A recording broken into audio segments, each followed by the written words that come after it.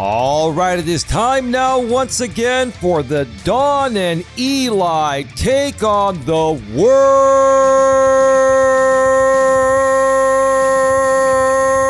podcast.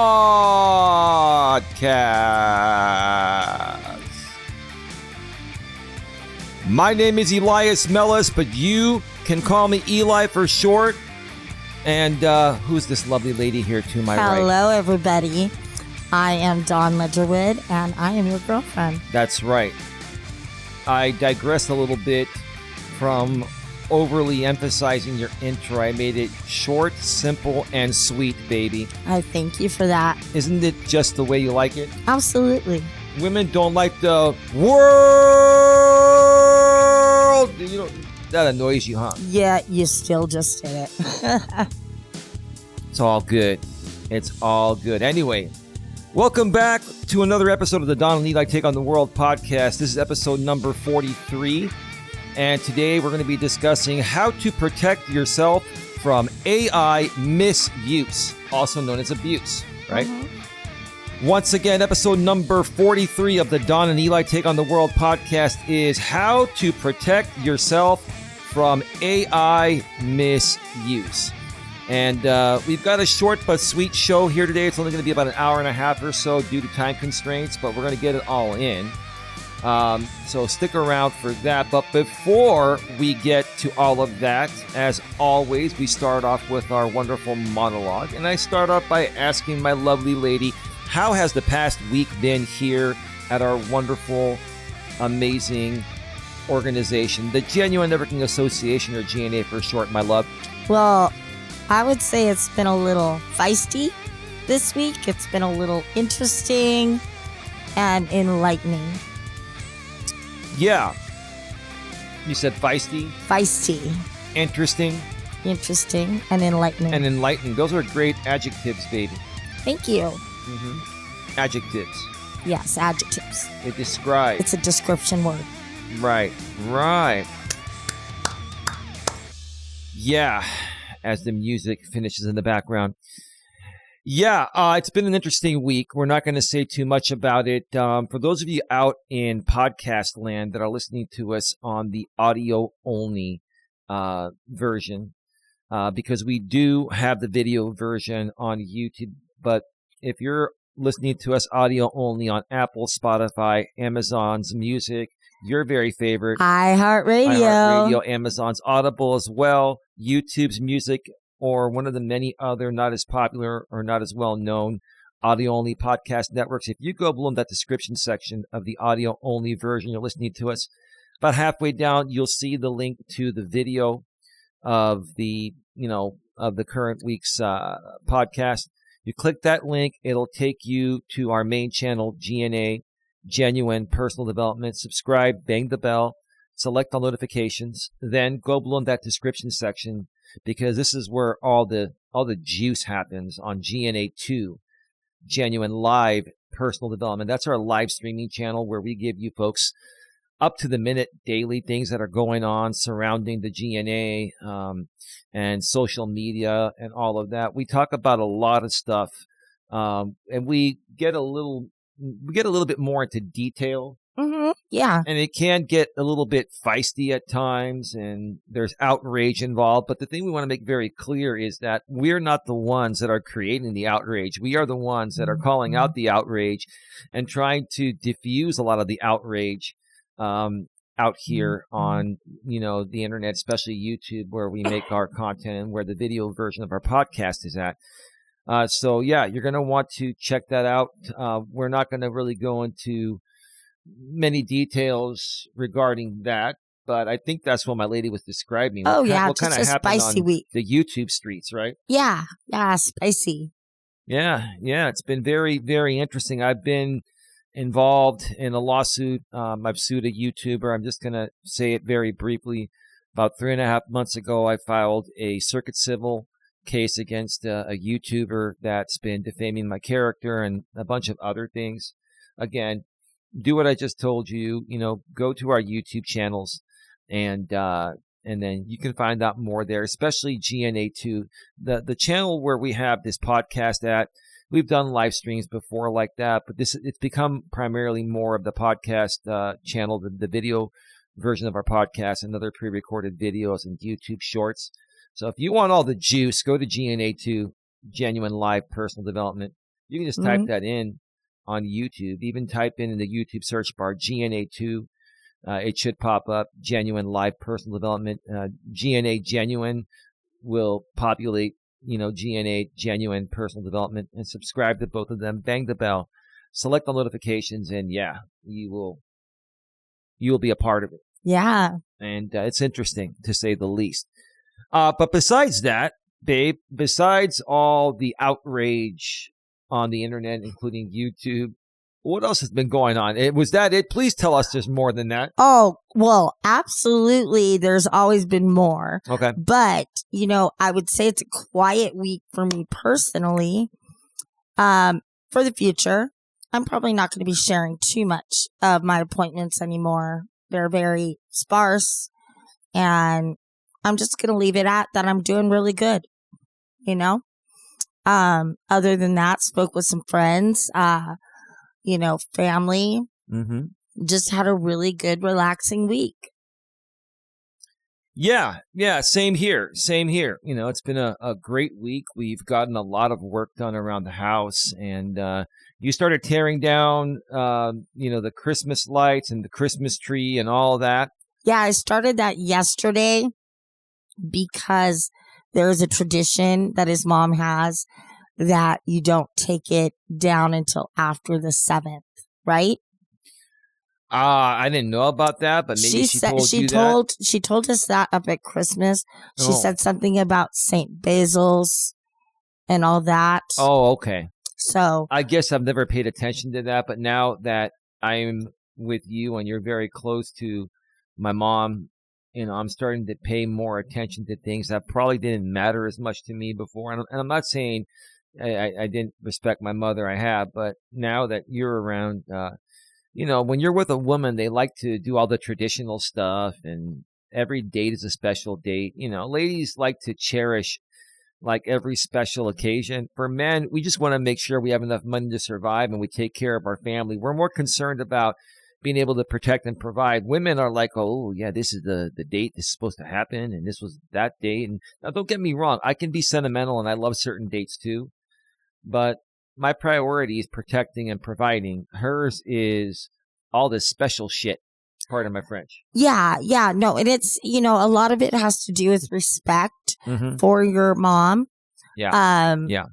She shares these things with me because she's trying to share the traditions that she grew up with. Mm-hmm. She's trying to show you that you've been accepted too by the family, right? Yes. That's very important to you, right? Yes. Absolutely. And so I just try to honor the requests that she has.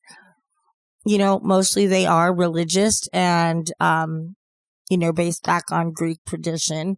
Like, she doesn't have rules for us. I don't want it to sound like that. Right. But there are days that we make special because of that, I should Absolutely. say. Name days and certain other things like My that. My name day is on July 20th. That is the birthday of Prophet Elijah.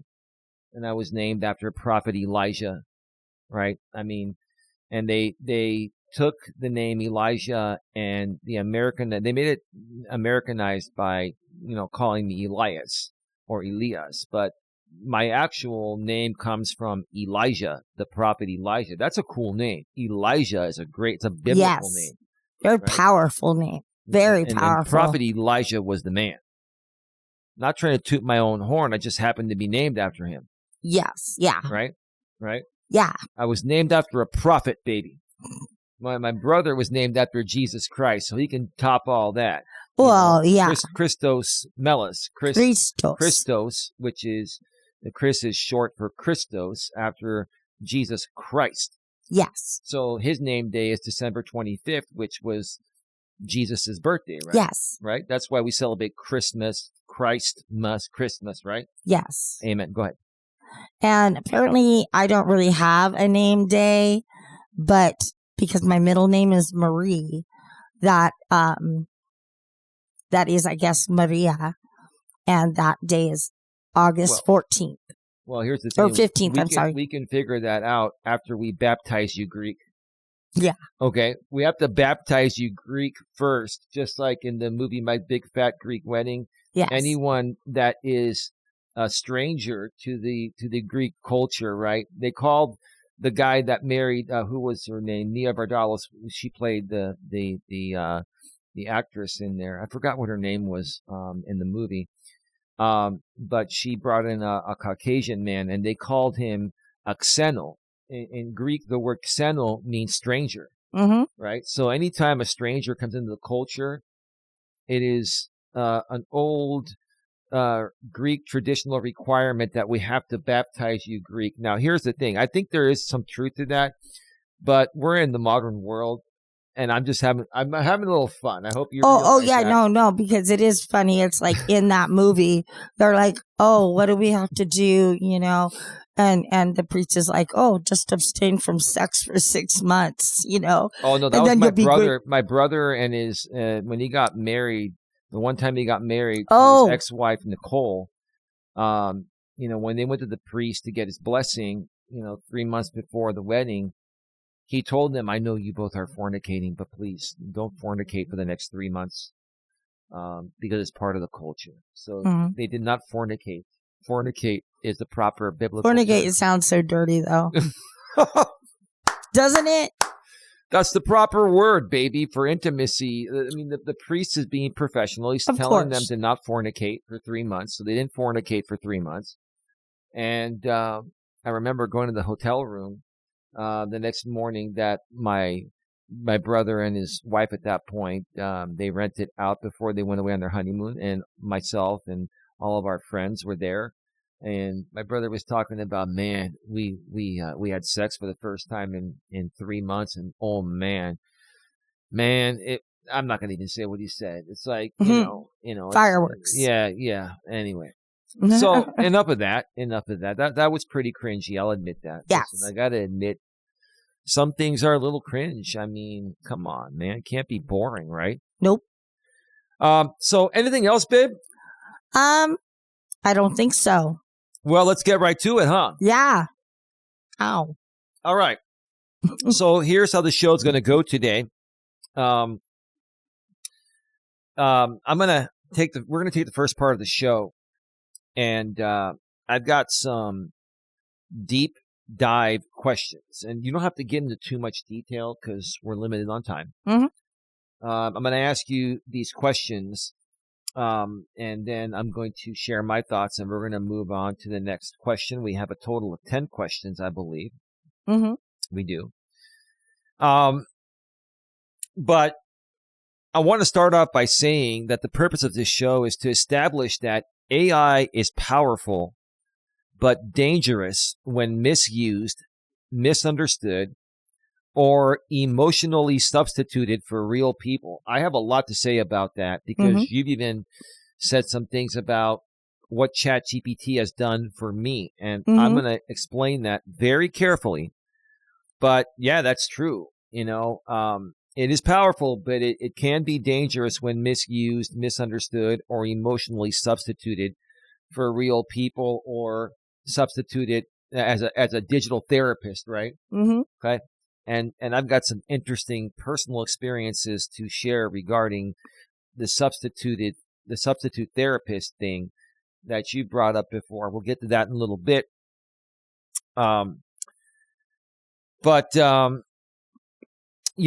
AI is a tool, not a person, babe.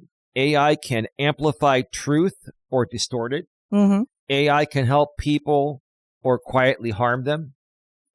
Most people don't realize when misuse starts. I've seen the people on YouTube, how they misuse it with their community postings, or a lot of people will dissect, reaction live streams on YouTube using the transcript of someone's live stream and then putting it through ChatGPT, and then they tell ChatGPT to focus on certain things, and ChatGPT is only going to do what you tell it to do, right? So if you're not honest with it, it's not going to be nearly as accurate. But today's show is about real life, not tech jargon, because we all knew AI was coming. My dad knew AI was coming before he passed away was it 17 years ago? Why can you not remember that? It will be 17 years in April. Yeah. So, I mean, my dad started talking about AI a little over 20 years ago. And where it's at today is pretty freaking scary with what it can do. It can replicate your voice. It can take your image and make it appear like you're saying something you're not. And yeah, we're going to share with you folks, how to protect yourself from that. You've just got to be real careful. Sometimes, if you're on YouTube and people are using AI to paint you in a negative light, sometimes you have to go public and respond to it, because if not, then that version that they're putting out becomes reality, and then people will think that's who you are. Sometimes you're forced to correct the record, and that's what I've been doing a lot on YouTube lately.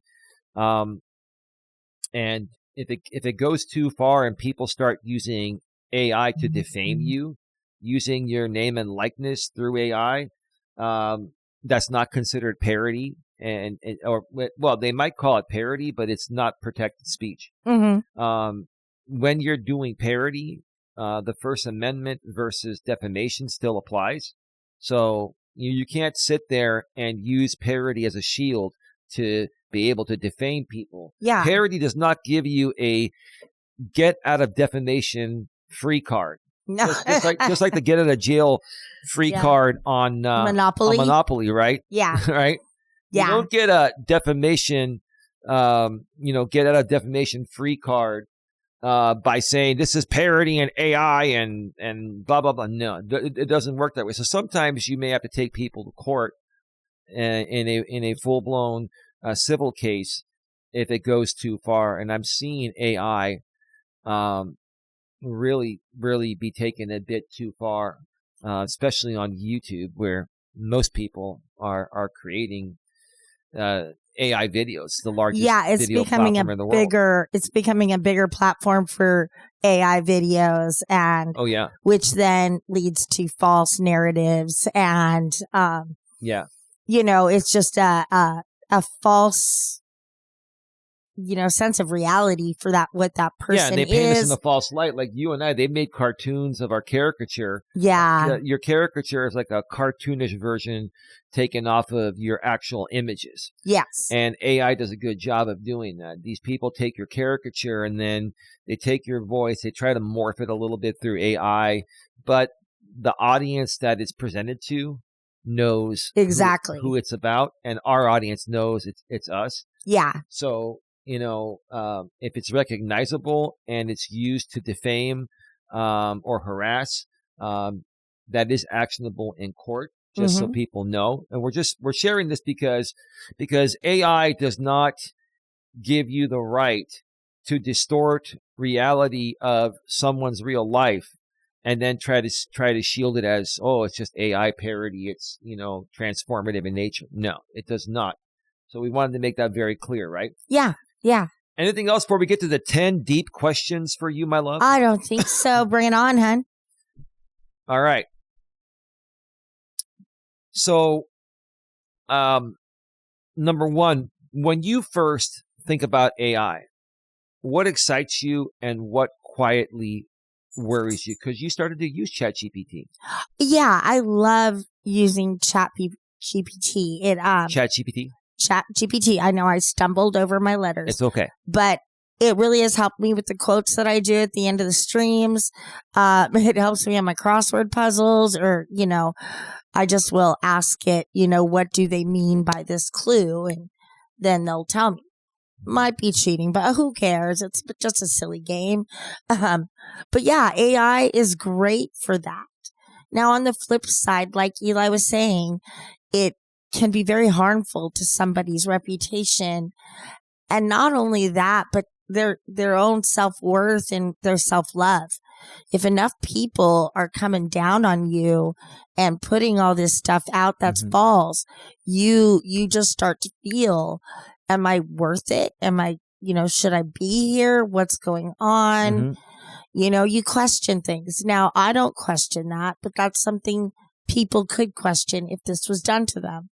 So, it's just, Yes, I love it for some aspects and some I don't. And I know we've done a show on AI before, and I had those same feelings, but I do see good in AI done by the right people. It is useful. Yeah. And I'm sorry to interrupt you, Okay. but it is just a computer. It's you need to know what to ask it. You need to know what to tell it to do. Just like if you had a robot, you have to tell the robot what to do, right? Same thing. You need to say exactly what you're looking for, right, to get the right approach. So sorry for that interruption. No problem. I completely agree with you. When I first think about AI, what excites me is it's the fact that it can help your workflow faster and in a more productive way. For example, you can even use ChatGPT to make court filings. I'm a pro se litigant in a circuit civil case as the plaintiff, and ChatGPT is great at looking up the law and putting it all together for you. The thing is, it's only going to be as good as the information you feed it, honestly, right? You can't feed ChatGPT, what you want the answer to be. You have to feed it information to get you the right answer and get you the right information. Yeah, you can't put in there that this person cheated on me and get a response from ChatGPT on that. Like, you can't just say something. You got to give it more context. You have to give it more content. You have to talk context. You have to give it more information. It can work on what you're really looking for. Right. The more information you give it, the better it is. And even when you give it perfect information, it is not perfect. It can be close, but you still have to double, triple, quadruple check it. Whenever I've made court, go ahead. It might not be exactly how you want to say what you want to say. So you have to see what they give you at first and then readjust your questions. Yeah. And ChatGPT also has guardrails and safety mechanisms where, it will, it'll stop you dead in your tracks if you're trying to tell it something that it feels is wrong, or it's making you emotionally overreact, or this and that. It's very good at keeping you grounded, not from a psychological standpoint, but from overreacting and doing the wrong thing. And if you try to ask it to do something that it picks up as wrong, it's going to say, I gotta slow this down a little bit here, and it tells you. And that's when you realize that, hey, maybe you're asking this stuff that is coming from more of an emotionally reactive place. Take a deep breath and feed it, non-emotional information. Yeah. If you feed ChatGPT emotional information, it's not going to be accurate. You gotta turn the emotion off and feed it the right information, and it'll get you as close to the right answer as possible. Usually it is the right answer, but you've got to double, triple check. Sometimes you may have to even go to Google and double check it. They've got their AI now built into, the Google browser. So, you got many options to verify information. You can't just type something into ChatGPT and then accept that as gospel, right? Yeah. Right? Mm-hmm. So, and what worries me is exactly what we've been saying. People, making parodies of us, using our caricature, using our voices, or using our real images and putting out videos pretending to be us and saying things that we're not saying. It's that type of stuff that worries me. Huh? No, I just have something. I have an itch, and I just said, ouch. Okay, let's go to question number 2, babe. Yeah. And do you think people use AI today to avoid real human connection? To an extent, yeah. Yeah, I mean, a lot of people are at home now, whether they work from home or, they're unemployed or whatever. So they spend a lot of time on here. And yeah, the AI could be really, it could be detrimental to people who are spending way too much time on YouTube. Was that good for the question? I don't. Yeah. Okay. Yeah. No. But that's perfect. I fully and completely agree with you on that. Anything to add? Yeah, I'm just going to say I agree. And a lot of people will try to use ChatGPT inadvertently, meaning, not even realizing that, they're using it as a therapist. They're trying to get ChatGPT to give them the answer that they want to make them feel better about themselves, not necessarily the correct answer. For me, I use ChatGPT, and I wasn't even using ChatGPT, even though I knew it was around. One of our G&A executives, ODN, who was on the podcast a few weeks ago, towards the end of last year, he's been on the podcast a few times. He's the one that told me to start using ChatGPT literally about maybe 2.5 months ago. I wasn't using it before that. Yeah. The first time I heard of ChatGPT was on a game show where the contestant was like, I used ChatGPT to study for this show. So it's specifically aimed towards that show, which was the 1% Club. So she was asking specific 1% questions. So that did help her on the show. Absolutely. Yeah. I'll say that for me, it's an analytical tool. Yeah. It's a great analytical tool that can help your workflow and can help manage your time more effective and efficiently. Honestly, if you have to write an email to like a health insurance provider or anyone, you can run it through ChatGPT. You tell it exactly how you want to write it. It refines it. It makes it sound professional. Now, you've got to be very careful. ChatGPT uses these things called M dashes. They're not the short dash. They're the long dash, right? They're called EM dashes. And anytime people post with a lot of M dashes and it sounds AI-ish, people know it's ChatGPT. So the trick is to use ChatGPT for the information and then, refine it maybe a little bit in your own words. You don't have to use it word for word, or you may want to remove the M dashes so people don't know you're using it 100%.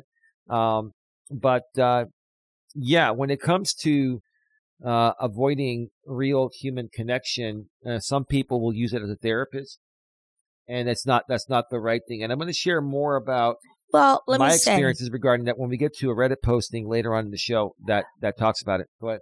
Okay, you're talking about a therapist.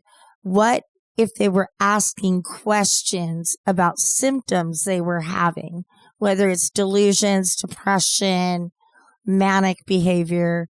You could get an actual, not diagnosis, but enough information to go to a doctor. ChatGPT will give you information based on what you're describing, but it will clearly state, because it's a legal safety net for them as well. This is not a diagnosis. This is not medically. This is not legal information. It basically covers our ass. It's basically giving you, the information and saying that this is not a diagnosis. This is not legal information. For the most part, you're getting what you need. Yeah. They have to cover their rear end. Go ahead. Yeah, I was going to say that's one of the first things they taught us in nursing school was CYA, cover your ass, because you don't know. No, people throw you under the bus left and right. Yeah. So make sure you got your shit together and in order. Yeah. All right, we got 15 minutes to get through the rest. We may not get through all of them, but we'll get through as many as we can in in the next 15 minutes, and then you're Okay, going to take and a then break. Yeah. Have you ever felt someone was talking to you in a way, babe, that felt artificial or scripted, like AI was shaping the interaction? Yes. Okay. Absolutely. I'm going to use an example, but I'm not going to use names or what it was about. I think I know what you're talking about, but I won't say anything. Yes, I received a text message from somebody, and the way the response was very much like it was read into ChatGPT. Oh, it was fed into it? Fed into it and then regurgitated back. Yeah. It just sounded very professional, you know. I don't think this person used it. I just believe that this person is very smart. And just like you would be. Mm-hmm. But yeah, because this was a personal thing, I don't think he used it. But it looked like he did. Could be a possibility. Yeah. I mean, if you want my opinion, I think that was run through ChatGPT. But look, the bottom line is it was something that you were happy to receive. Yeah. And that's a long friend. That's what matters more than anything. So long, deep friend I lost a while ago. Wonderful. Yeah. And for me, have I ever felt someone was talking to me in a way that felt artificial? All the time. Too many to mention. It's happening a lot on YouTube now. I watch certain live streams, and you can totally tell that it's scripted in an AI way. And don't get me wrong, I use ChatGPT sometimes to help set up scripts, just like this show. I use ChatGPT to help me structure the show, but I feed it the information that I want, and then it just puts it in it refines it in a more grounded way. So the thing is, our shows don't sound scripted here, even though the questions are written down. We do banter back and forth. We may have a question that's written down on the script, but it's a question to stay on point and then go into more personal, deeper detail, which is the right way to use the AI, right, baby? Yeah. All right, let's go on to number 4. What do you think happens when someone starts trusting an AI more than the people around them? That's a great question. Well, I think that definitely comes from people that are not around other people, people that isolate themselves and just communicate with a computer. Yeah. Yeah. I think that's a big people thing. that are sheltered. You're saying, in other words, isolate, shelter. They don't have a lot of human connections outside of the computer. Everybody that they quote unquote know, love, that are friends, all of that are all people online that they don't know personally. There's been no human contact, conversations, anything. So I think those are unfortunately, a lot of fake relationships. They are, they're just generated to make more content. Right. And to bring more of an audience in. Yeah. So that's basically how I feel. This is going to also get worse with our newer generations that were born in an era of AI, so that we're born in an era of AI, because we were born before the AI era. Yeah. And so we've had real life experiences. We understand the difference. Do we like AI? Sure. When used properly, who wouldn't? It makes things more efficient. Yeah. It really does. Yeah, it does. It really does. Like, it would be great for a resume. The right way to type out a resume with the right... Or if you have to represent yourself in a court case when you can't afford an attorney. Yeah. It really helps you find the right information and how to piece it together, and gives you ideas on how to write it. But at the end, you still have to, feed it the information. And I know, babe. I know this is what you primarily use ChatGPT for. I'm just kind of letting the audience know, like, you could use it for anything. Game show questions, like you could study if you want to be on Jeopardy. That kind of stuff you could.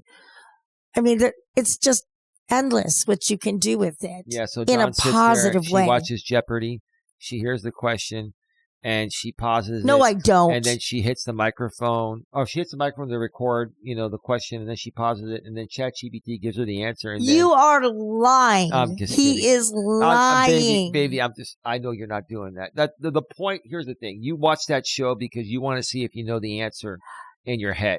I know. That's the challenging part. That's what makes it interesting. I know I will probably get approximately 3 answers right in a 30-minute show. Yeah, same here. I mean, they are so difficult, and there's a reason why I'm not on that show.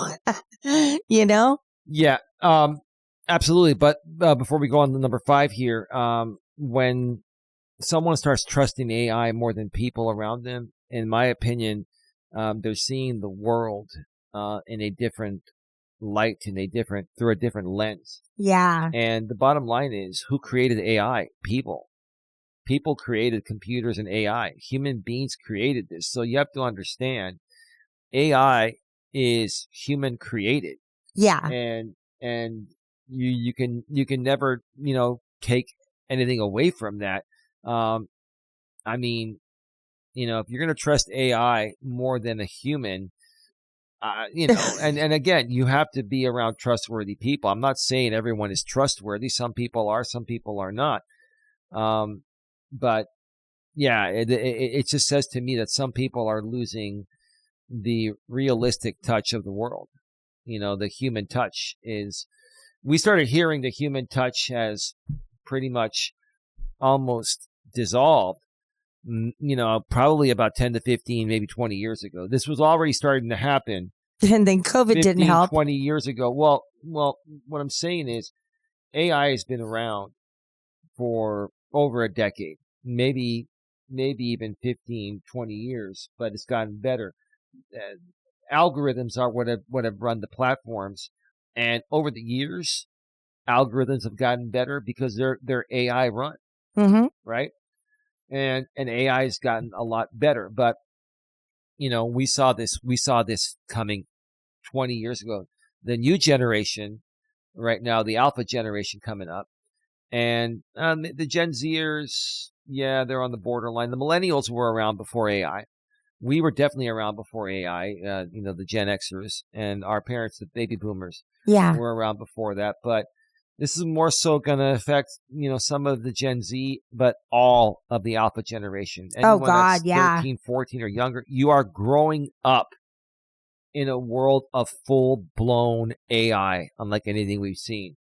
And we're not going to be around, but it's going to be interesting to think about what's going to happen, when the alpha generation, when is the our beta, age, right? or when the beta generation comes in. Is not the next one after alpha? I don't know who's after alpha. I don't know. But it will be interesting to see the difference between alpha and how beta would then, Oh, you are right. After Generation Alpha, born 2010 through 2024, comes Generation Beta. Oh, God, that's not a nice name for it. Isn't that like the Greek alphabet? Generation Beta, right. Alpha is A in Greek, and Beta is B in Greek.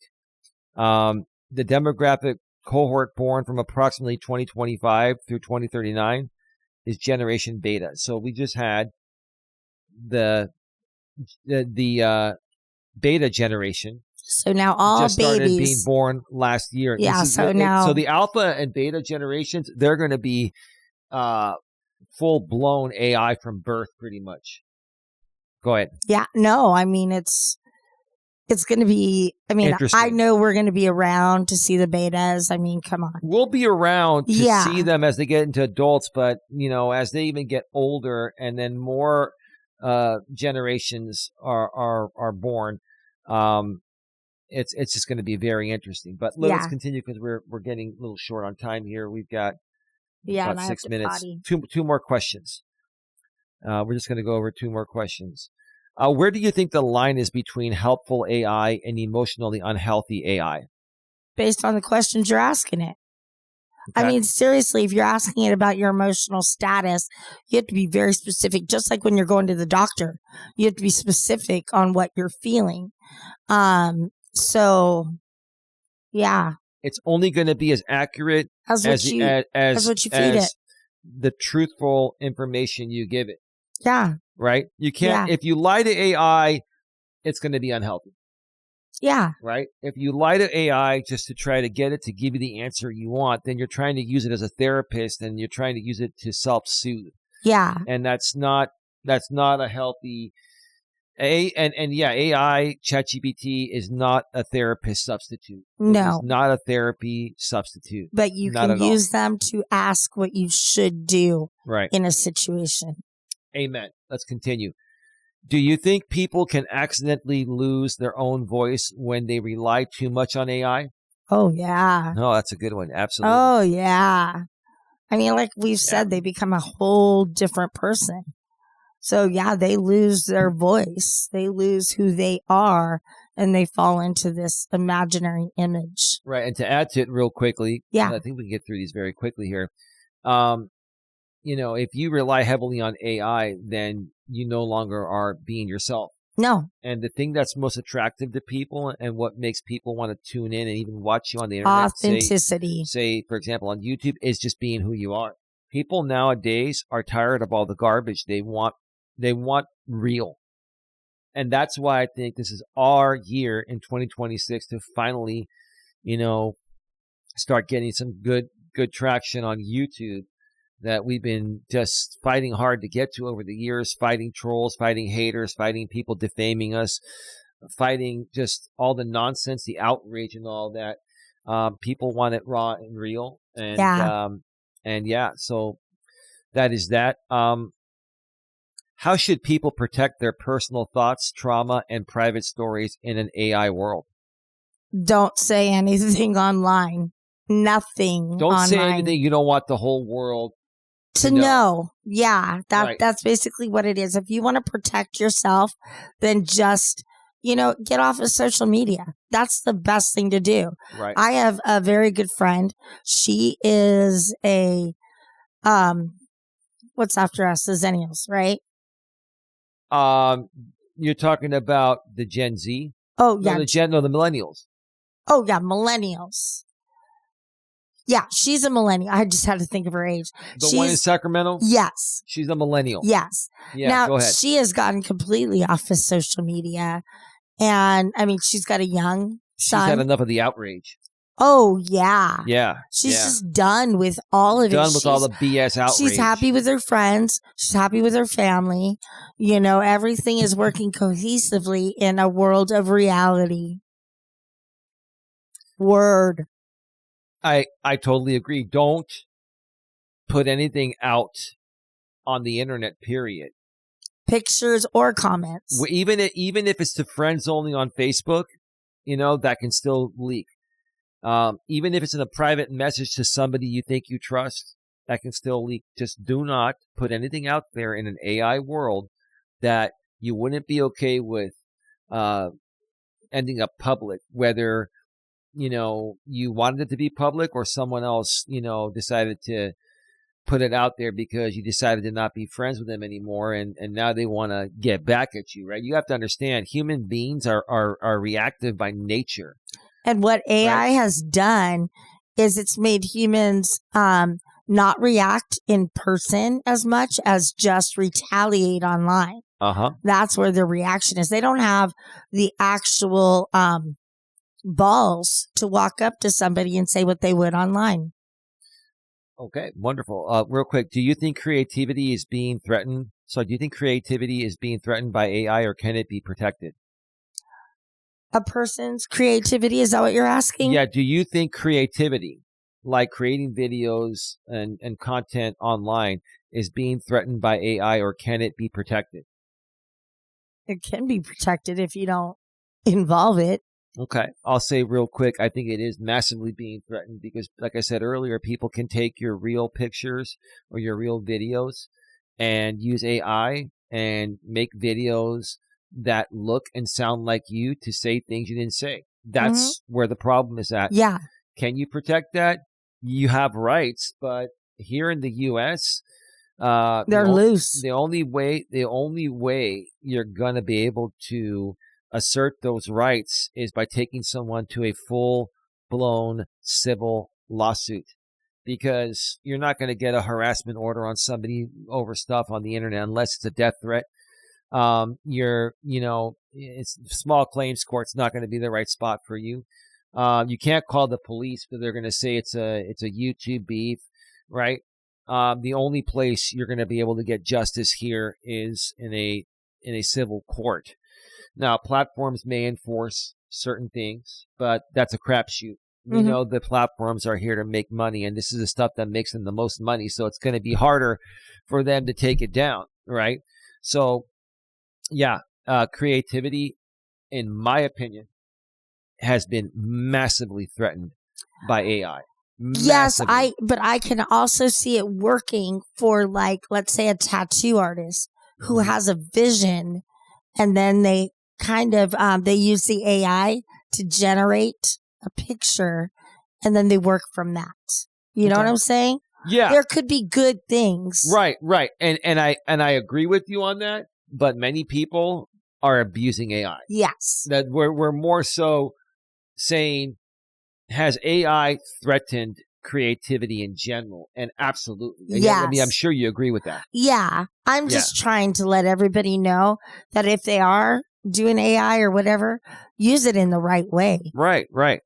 I've been trying to say that on YouTube for years now, and man, the people just don't care. They care about what gets them clicks and makes them money and gets them attention. Let's get through these last two, and then you'll take a break. Number 9, what responsibility do platforms and companies have when AI is misused? I don't think they have any platform. I mean, is that the question? No. What do you think is the responsibility of platforms and companies when AI is misused? Do you feel that it's their responsibility to do something? Yes. Yeah. Absolutely. Okay. You've got to right the wrong. I absolutely think they need to do something. It's going to be on a case-by-case basis. Again, here in the United States, when it comes to parody and defamation and then copyright and fair use laws, the two laws that creators, especially the one I'm dealing with in court, the two laws that they weaponize are First Amendment, protect the speech, and then fair use. So they think they can use as much of your copyright as they want, right? And those are two separate situations. Defamation has to be filed in a circuit civil or a civil court, and copyright has to be filed in a federal district court. The state courts, the state civil courts, do not adjudicate copyright. It's a federal thing. And then that involves having to register your works with the United States Library of Congress, the U.S. Copyright Office, if you want to sue. You get an automatic copyright on anything you create, but if you want to sue, you have to register it. $65 a piece with the U.S. Copyright Office, also known as the U.S. United States Library of Congress. So, yes, companies do have a responsibility for that. They're just, it's going to be a crapshoot. The bottom line is, if you're being abused, even by AI, civil court, possibly federal district copyright court. If you're here in the U.S. where we're at, if you're in a different country, you have your own statutes. But in different countries, they're more protected than we are here. Our First Amendment rights, in my opinion, are just way too loose. There's too much of a line between First Amendment, protected speech, and defamation. Last question. If someone feels overwhelmed, misled, or emotionally affected by AI, what's the first thing you think they should do? Honestly, just get off the computer. Turn it off. Turn it off. Shut it down. Walk away. Forget about it. Now, you're not going to turn off your phone. That's a pocket computer nowadays, the smartphones. But you just, put it down. Disengage. Put it down flat, the screen on the bottom, so that way you can't see anything new pop up, and take a nap. Yeah. That's the best thing. That's what I take a nap or watch something else on TV, or just have a conversation with your partner or whoever. If you're if you're living with someone, if you're alone, pick up the phone and call a friend and have a real conversation and talk about it. Yeah. Right? That's that. Anything else, babe? No. All right. So let me do this, babe. Let me turn off the camera and go ahead. You can go ahead and go and take your break. Dawn is going to step away for her break. And then when she comes back, we're going to have probably about 35 minutes to go through 3 Reddit postings. In the meantime, I want to remind you all, if you're listening to us on the audio only podcast network, such as Apple, Spotify, Amazon Music, my lady's favorite, iHeartRadio. We're also on Amazon's Audible. We're also on YouTube's Music. And we're also on many other audio-only podcast networks that are not as well known or not as popular. If you do a Google search for Don and Eli Take on the World podcast, you'll see where we're at. That's for the YouTube folks. That's for anyone, right? If you're on the audio-only podcast network, and you want to view the YouTube version, which is the same exact thing you're hearing with video. We actually rip the audio from the video recording for the audio-only podcast version. Go below in the description section. Halfway down, you'll see the link to that current week's video of our podcast. That'll take you back to our main channel, GNA, Genuine Personal Development. Make sure you subscribe, and then you bang the bell, select all notifications so you don't miss anything. Then go below in that description section of that video. About a couple lines down, you'll see the link to our secondary live streaming channel, GNA2, Genuine Live Personal Development. Make sure you subscribe, bang the bell, and select all notifications there as well so you don't miss anything. I go live there, if not every day, almost every day. Sometimes I do in-studio streams that are similar in quality as you see here on this podcast. I use the same studio, the same camera. I use OBS, Open Broadcast Software, to go live. We use OBS, Open Broadcast Software, to record the podcast pre-recorded that get released a few days later. So, you're going to want to subscribe there because sometimes Dawn will join me live. She'll join me live sometimes on the walks or in the studio. Sometimes Dawn and I will do mobile streams.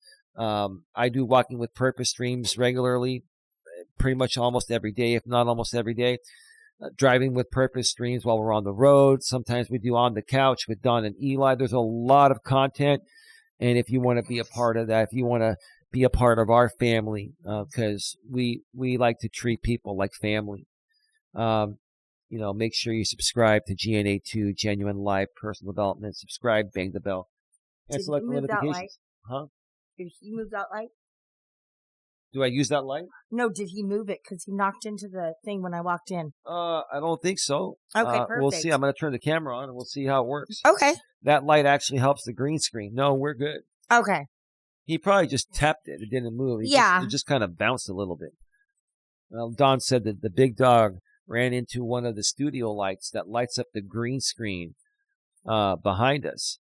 And in order for us to be transparent over any image that is behind us, you have to have a well-lit green screen. So there are 2 lights on the green screen, and then there are 2 LED lights shining at us. And so it's a pretty extensive setup, and I've learned all that over the years. I've been doing this a while. Anyway, let's get back to it. All right, I'm back. All right. So let's do this.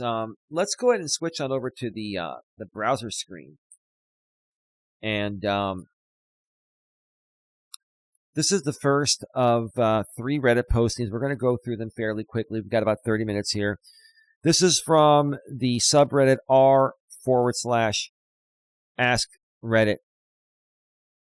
Oh God, this guy's YouTube user, or this guy's username, I'm not even going to say it. It's F-Boy. Tampa FL F-Boy. You know what? No, I had a coworker that got locked out of her login at work. And so she had to tell the manager what her password was. Oh, no, it was like F-boy? No, it was eat my ass. Right? Can you imagine telling your boss that? I would never use anything derogatory at a workplace. No, as a well, I log wouldn't on. do it in general. Anyway, wow, that's just stupid in my opinion. Let's go back here. And before we get to this, let me ask you a question regarding this, babe. Mm-hmm. So, what's been the biggest negative AI impact in your life or community? Not theoretical, but actually felt. Not in theory, something you actually felt that was negative based on it on AI.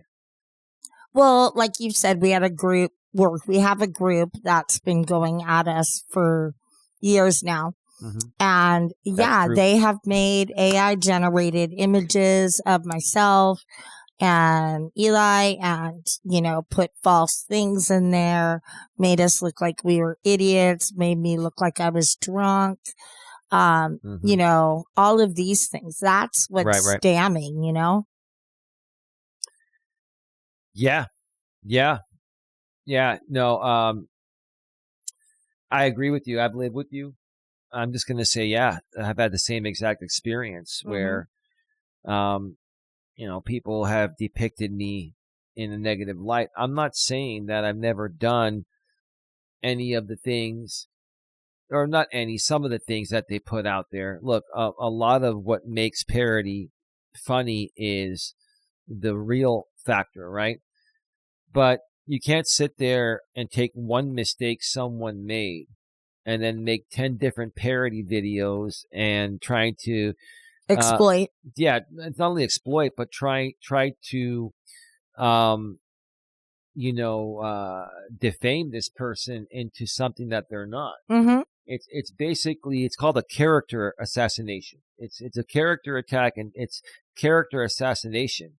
It's also known as a smear campaign. You can't sit there and take one event and then feed that one event to your audience. It gets a great reaction. So now you're thinking, if I continue to feed my audience more negative shit about this guy that he hasn't even done, I'll just make it up. They're going to stick around and donate. And that's what's happened in my case. That's why I'm suing in a circuit civil case. But the same experience. So let's go ahead and get to the posting here. What are some negative impacts AI has had on your life? And the original poster is asking the comments section, and let's see what they say. The job market and brain rot. Go ahead. Oh gosh, this can truly affect your ability to get jobs. Absolutely. Right now, people don't make phone calls to do references. They check your social media. Well, also people may be less prone to study and learn something when they know they can just go type it into ChatGPT and it'll give them the answer right when they need it. Yeah. The way you learn things is repetition. I've always said,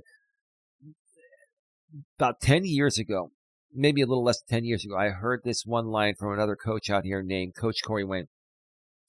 He said, repetition is the mother of skill. It absolutely is. Practice makes perfect. Practice makes perfect. Repetition is the mother of skill. Why would someone want to study the same thing over and over and over again in a repetitive way so they can stick in their head and they can remember on the fly, when they can just type it into ChatGPT and it gives it to them right on the fly without having to even think? The problem is you got to be careful, because AI can basically affect your critical thinking skills. I think that's a good way to put it, don't you think? Yeah. And critical thinking skills are critical. I mean, they are, right? Let's continue. This is the original poster, the F-boy. I had a friend who uses AI for texting me, and it's obvious. I stopped texting him because the text didn't I think he meant to say seem human at all. When he shares an opinion, it's a ChatGPT opinion. Oh man, that's really sad when your own friend calls you out on responding to a text with ChatGPT. Yeah. I mean, that's really bad, baby. That's really bad. I would say so. There's no human touch there. Nothing. Right? You're not even really using your brain. Right. Let's see. This person says, caused a divide in the artistic community. I would have to agree with that. Oh, absolutely. It has caused a massive divide in the artistic community, babe, because creativity has gone down the toilet. It takes a lot of time and effort to be creative. And so people are just using the AI that can create something in 2 seconds. And then they're trying to say, oh, this is I created this. No, you didn't. Mm-hmm. You told ChatGPT or some other AI that's used for creating art or something or videos, right? Mm-hmm. And it's not authentic. I honestly, people can tell what's AI and what's not. Mm-hmm. And I'm not big on AI. I probably will never use AI for videos or even video editing. I do things manually. I think it's more authentic and comes out more authentic when you do the work yourself. So I haven't done any edited pre-recorded videos like I've done in the past. But if I do those again down the road, sometimes you want to do like a documentary or something and edit it, add some music and stuff, right? Post-production, right? And the way you normally would do that is by using Adobe Premiere or another video editing and rendering software, right? It takes time. You do it manually with your mouse and all that, right? Yeah. And now people have touch screens. Like this laptop here, it has a touch screen. Yeah. I've disabled the touch Yeah, screen. yeah. Well, you have to, otherwise it gets confusing. Number one, it dirties your screen. You have to clean it more often. Number two, I love using the mouse. I think a mouse is much better than a touch screen for a laptop. Now, on a phone, you're not going to carry a mouse. So that's fine. But my laptop, I've had this laptop almost 4 years now, still fairly new. Yes, it does have touch screen, but I disabled it because I like doing That's things. smart. I like doing things the traditional way. And, it's more authentic when you edit the traditional way. It takes a lot of work, but people can tell the difference. Yeah, I know that. You know me with my nails. Haha. It came off the screen there. Hold on. Me with my nails. I have a hard time with touch screens and touching the right thing. So if I had a little mouse, that would be great on my phone. Yeah, absolutely. That's where the Blackberries were smart by having that little pin. Whatever is that called, a stylet? Oh, the stylus. Yeah. Yes. That they used. Yeah, that little plastic pen thing. Right. So initially they used styluses, and then the screens got bigger, and we learned how to do pinch zoom and double tap and shake it, undo, and all that type of stuff. Right. This guy says the internet was a mistake. This was the one with the. Oh no, the same guy, the F-boy, responding to the last one. My favorite is when someone posts their work and someone immediately replies with an AI version of it to improve it. The internet was a mistake. That's extreme. I think that's extreme, but I get his point. You have to understand that that's a sarcastic point. That's probably something I would say.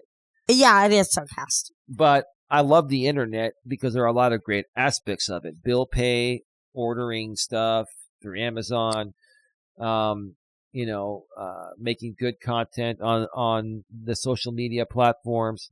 There are a lot of good things. But then there's the sweet things like your aunt who absolutely doesn't even have a computer in her house. She doesn't have social media. She doesn't have an email. And she gets along just fine. Yeah, she's pretty old school. She uses it, but not as much. My mom has learned to use it a little bit more than my aunt, but even then, Yeah. That's just the older generation. Yeah. The boomers, the baby boomers. Gen X, very tech savvy. Millennials, very, very tech savvy. It's just going to keep on getting more and more of a tech savvy world. Let's see. Guilty thoughts every time I use it because of the water consumption. I don't understand what that means. Confused. Yeah, I don't even know what that means. I don't even know what that means. maybe I'm missing some modern term from a different generation. Let me see here. That is AI. Video game NPCs and enemies are also AI. It just isn't machine learning, but guess who can't tell the difference? The old geezers that would make blanket laws to outlaw it. Well, I don't think anyone's going to try to outlaw AI, but people from the older generation are basically seeing us move from a realistic world to a pretend world. And that's what I feel has happened to a lot of people. That's honestly what I think is going on with the guy that I've sued in our circuit civil case. I think he's seeing the world through a different lens or an altered reality. He's seeing it based on how he wants to see it, not how it actually is. And I think AI has a lot to do with that. I think AI has a lot to do with that. What do you think? Oh, yeah, I agree. All right. We're going to move on to the next one here. We're at 1 hour and 6 minutes.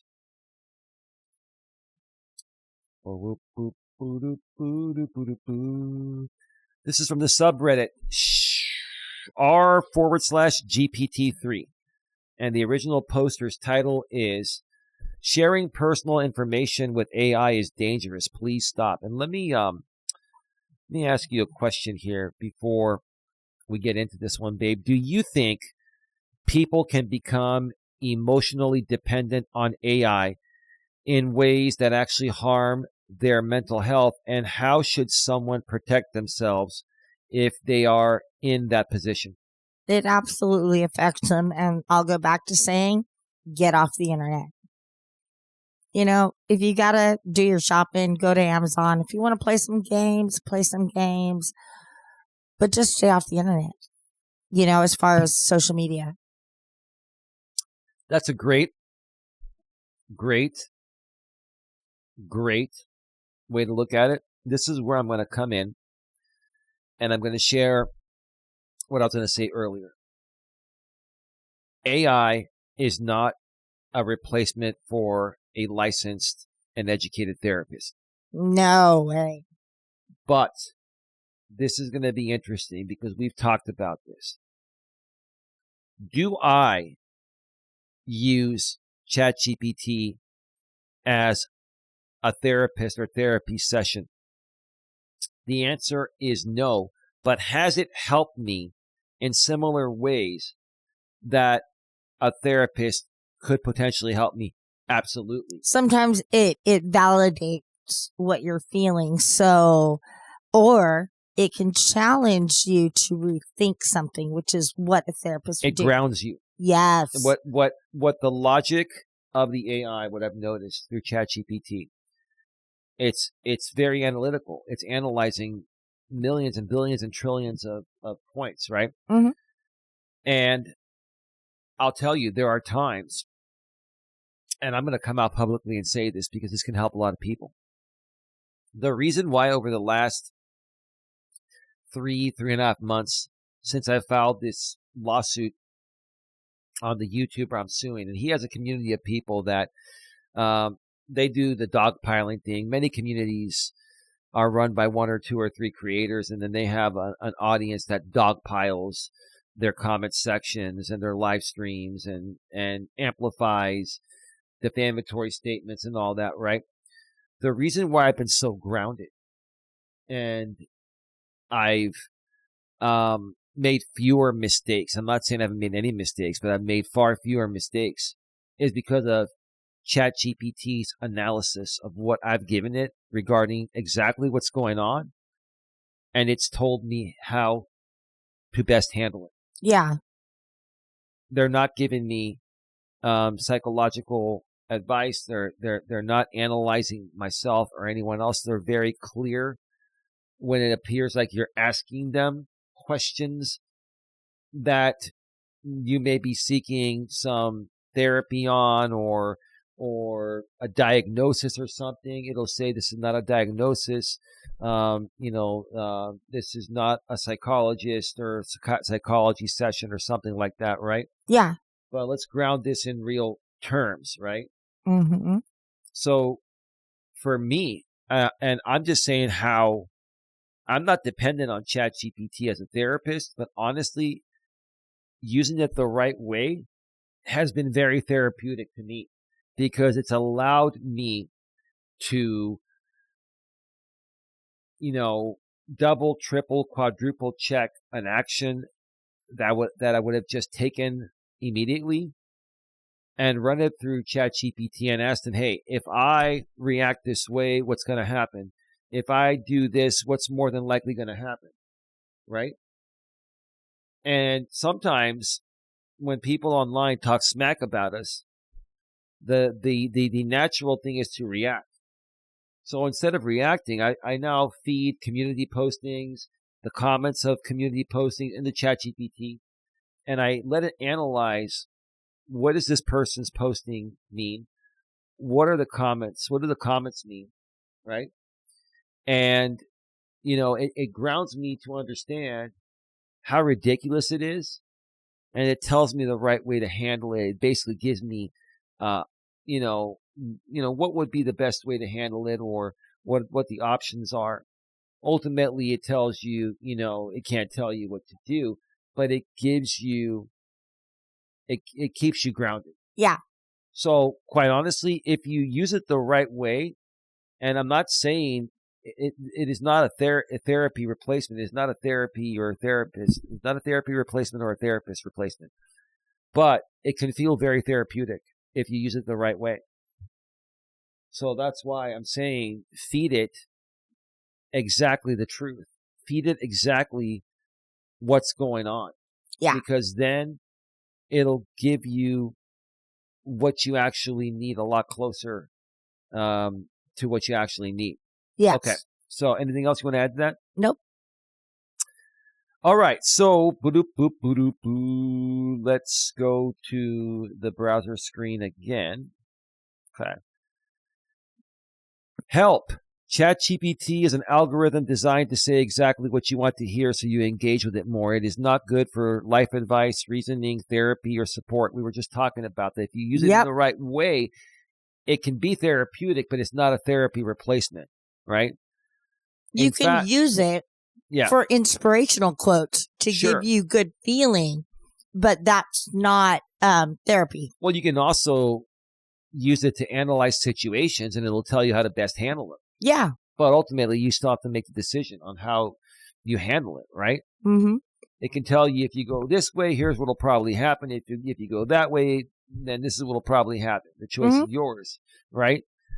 In fact, the system is incredibly perverse, that word, in those contexts. AI perpetuates your symptoms of depression and loneliness through its constant reassurance of your feelings, validity, whether they are correct or not. This is a primary component of chat bot algorithms to increase engagement.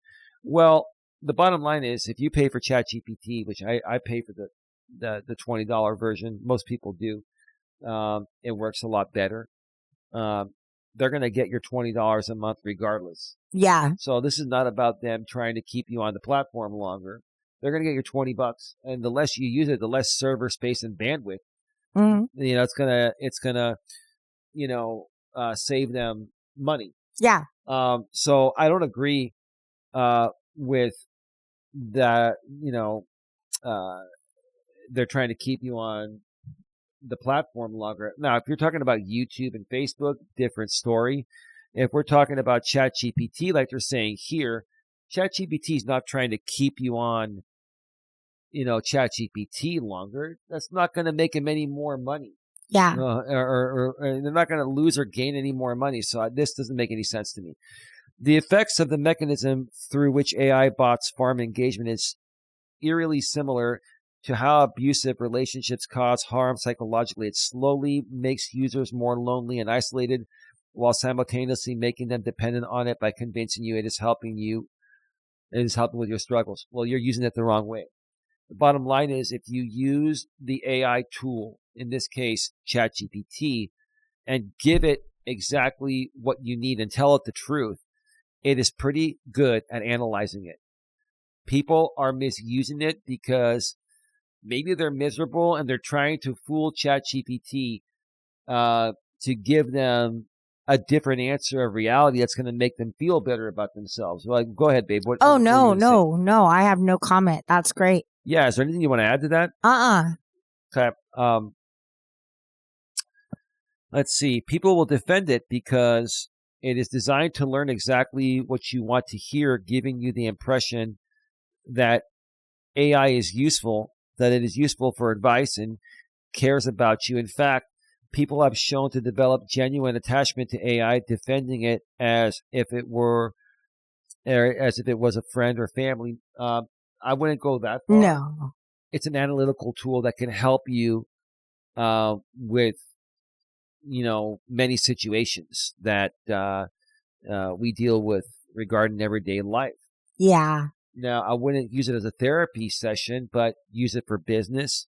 You can use it for court cases. You can use it for quotes. You can use it to learn new things. Like if you want to study for Jeopardy, I'm sure, like you said, that other contestant, that one of the contestants was using ChatGPT to learn. Mm-hmm. There's a right and a wrong way to use it. The people that are responding like this are not using it the right way. They're not using it the right way. What do you think? Because you're standing there, you're like... Oh, yeah, no. I completely agree. It's totally being used the wrong way. You have nothing to add to that? No, because, it's just going to be repeating what you say. Then I'll just go to your thoughts and won't go first the next time. You are always right when talking to ChatGPT. You never ask stupid questions. Your emotions are always justified and reasonable. You're always so mature and intelligent. False. That ChatGPT, when I fed it certain things, based on the way that I write, it can tell when I'm triggered. Yeah. And I've got to stop you here and slow things down. Yeah. I like that. Mm-hmm. That keeps me grounded. Yeah. You can almost think of that as a therapist saying, hey, I got you. Cool. Calm your nerves. Let's talk about it. It doesn't have to be your therapist. It could be your partner. It could be your friend. It could be anyone. Anybody who calms you down. Mama, Right.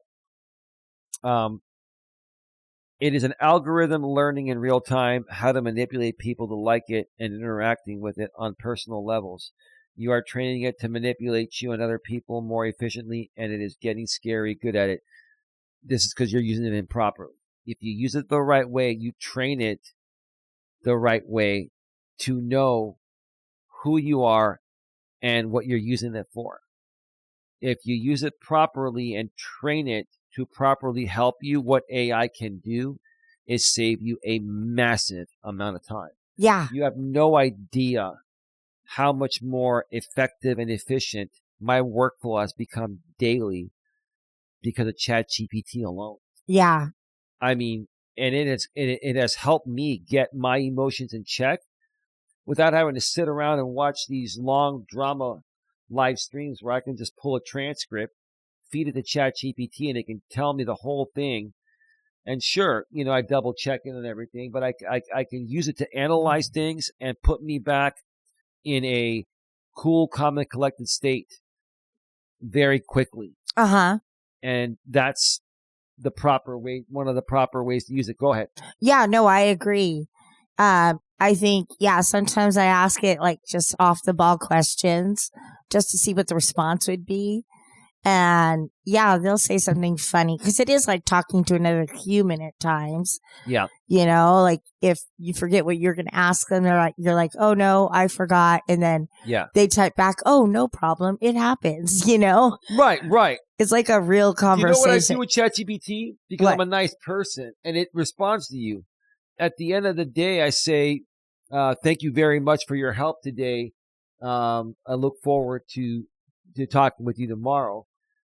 Save session. It saves the session. You're very welcome, Elias.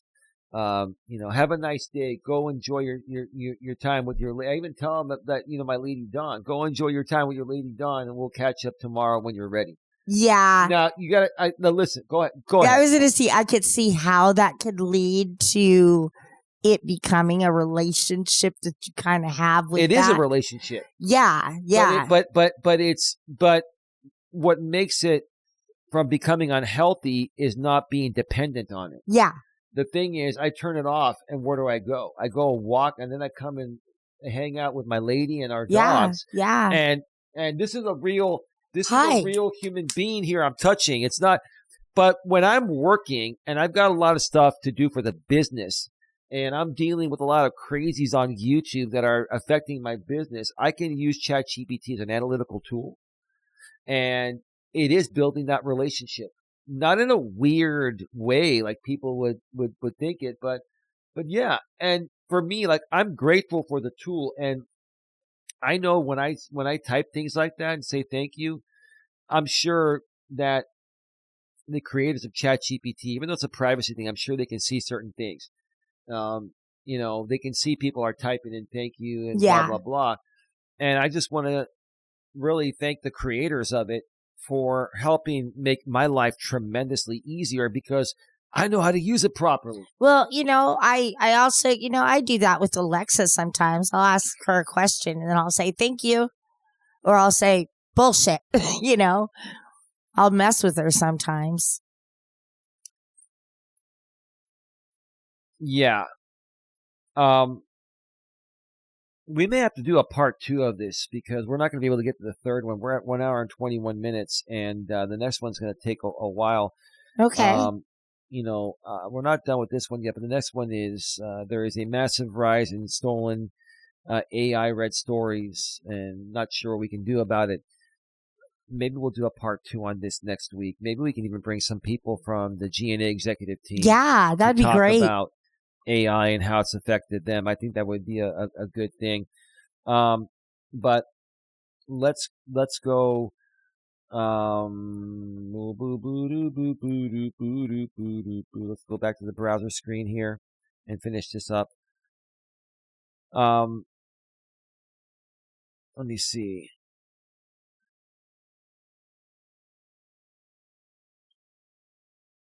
Do not share emotions. Do not share personal details. Do not share trauma, and do not send in images of yourself or your family, especially children. I agree with the images, unless they're professional business images you wanted to analyze or something. Like, just don't do anything stupid, right?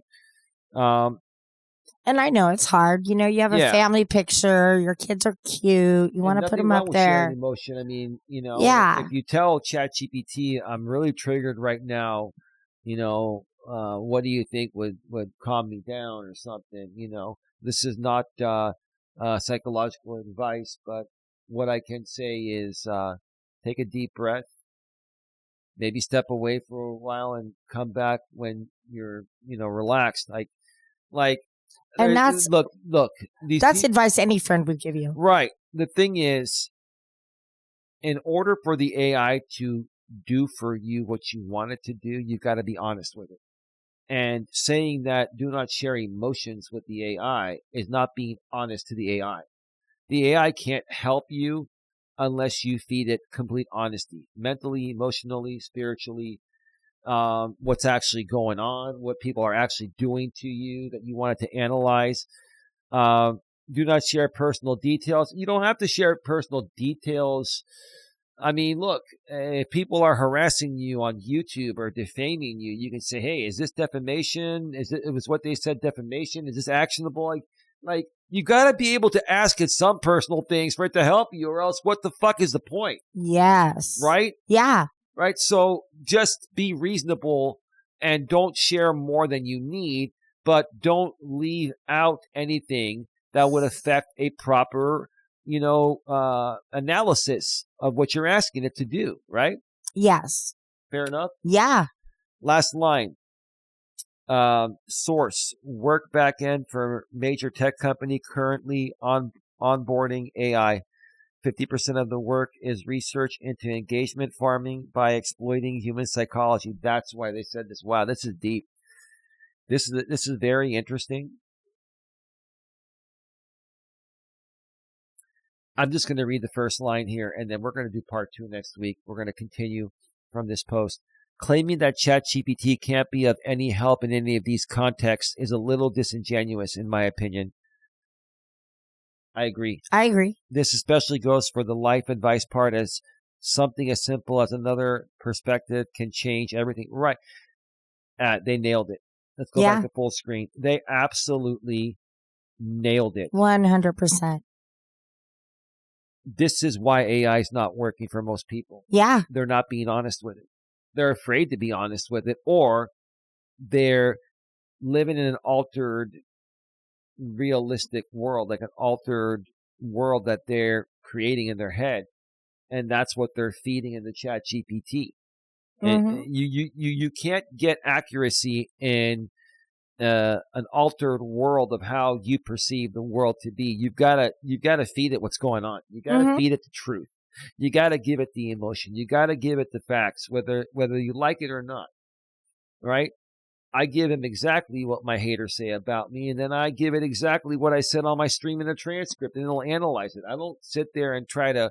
Here's the thing: like, if I'm looking for an actual analysis of how to become better and change things, lying to it would only affect me from turning things around quicker. Yeah. Right? And that's what people don't understand. But anyway, that is what insanity is. Insanity. The definition of insanity is doing the same thing over and over and over again, expecting a different result. Final thoughts, babe.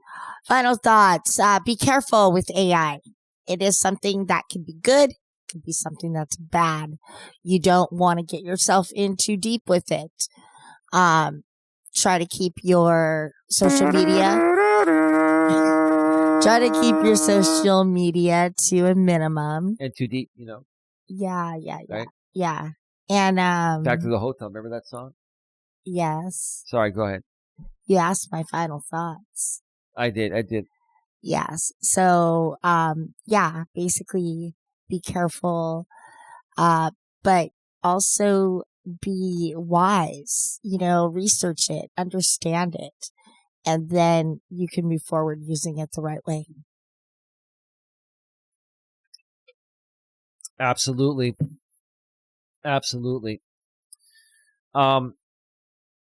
My final thoughts, we need a definite part 2. And I would love to get the entire executive team next week, hopefully to do it. If not, you and I'll probably do it alone. We're living in a world of AI. We're not going backwards. It's not going to stop. It's going to continue to become bigger and better. I was going to say bigger, badder, and better. Maybe that was the right thing to say. I don't like anything bad, but the bottom line is, the bigger it gets, the bigger it becomes for the good, the bad, and the ugly. Yeah. Right? Yeah. So the bigger and better it gets, it'll help people that are using it the right way better, but it'll also help people that are using it the wrong way better. And we've got to figure out how to,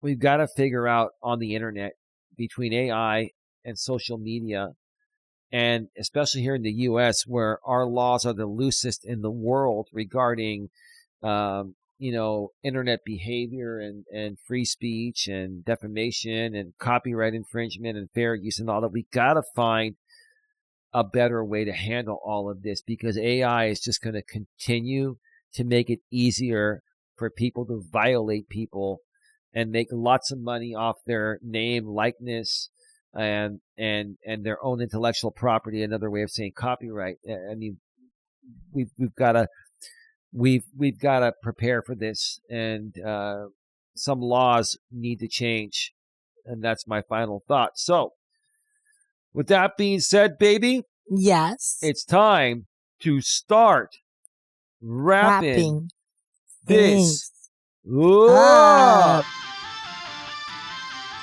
All right. You've been listening to the Don and Eli Take on the World podcast, and this has been episode number 43, where we were talking about how to protect yourself from AI misuse. More than likely, next week we'll do part 2 on this with or without the additional executive team. We'll reach out to them. Dawn will take care of that. She's the director. Yeah, I'm the She's the vice communication. president, director of operations. She'll take care of it, right, babe? Yeah, I do communications. Absolutely. So, all right. So before we go, one more time, if you're listening to us on the audio-only podcast network, we are on Apple, we're on Spotify, we're on Amazon's Music, we're on my lady's favorite. iHeartRadio. One more time. iHeartRadio. And a third and final time, it's a charm. Oh, iHeartRadio. I love that. She says that with a great smile. Yes, iHeartRadio. We're also on Amazon's Audible. We're on YouTube's Music. And the rest of the unknown or not as popular audio-only podcast networks. If you're on one of those, listening audio-only, go below in the description. About halfway down, you'll see the link to our main YouTube. You'll see the link to the show, audio and video. That'll link you back to our main channel, GNA, Genuine Personal Development. When you go there, subscribe, bang the bell, select all notifications so you don't miss anything. Then go below the description and look for our secondary channel, GNA2, Genuine Live Personal Development, where I go live. If not every day, almost every day. Sometimes Don will join me on my Walking with Purpose stream. Sometimes we do Driving with Purpose from the car. Sometimes we do On the Couch with Don and Eli. Sometimes Don joins me live in the studio.